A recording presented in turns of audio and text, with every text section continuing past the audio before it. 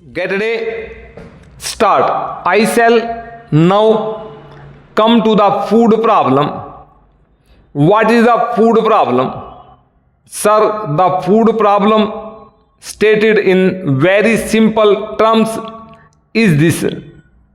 In India, even after 59 years of freedom, we are not able to supply our people with adequate quantities of food grains at reasonable prices or at prices which are within their reach. That is the food problem. It appears to be a very simple problem, but actually it is a very complicated problem and a very basic problem in the sense that food prices constitute the core of our entire price structure, and in a capitalist society where there is freedom of enterprise, the price structure or the price system governs the development of the economy as a whole. Therefore, sir, this problem becomes the basic problem. I do not want to attempt here any analysis of how the rising food prices affect the various aspects of our economic life, but one broad fact has to be recognized, that it is due to the failure on the part of the government to tackle this food problem that so many complications have arisen, which we are finding it very difficult to resolve. All these have as their basis the failure of the government to solve the food problem. Now, sir, there are two aspects of the food situation to be considered. As has been correctly stated by our Honorable Minister of Food and Agriculture, one aspect relates to production and the other aspect relates to distribution or regulation of the resources that are at our disposal.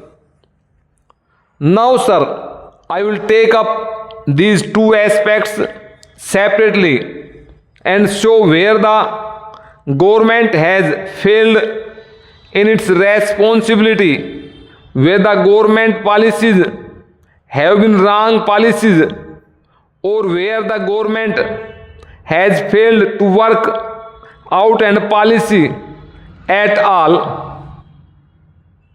First, I will take the distributive aspect or the regulatory aspect. For this purpose, I will have to go back a little to the developments that have taken place during the last 5 or 6 years.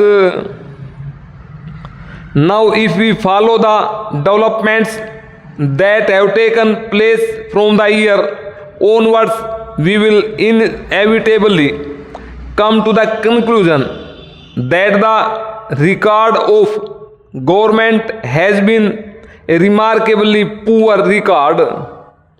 The government has been groping in the dark. It gets happy like a child whenever there is improvement in the food situation and whenever there is more production.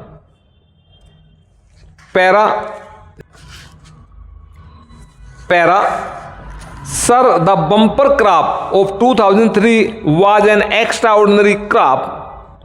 It was not a normal crop. And after that year, the whole process was reversed.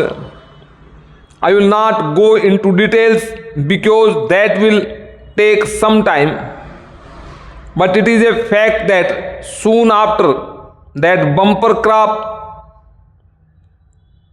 on 2003-4, the government started taking steps for putting an end to rationing, for putting an end to procurement, for putting an end to fair price shops, and for doing away with the food grains licensing and procurement order of 2002. Not only that, sir, the government even allowed certain amount of export of food grains.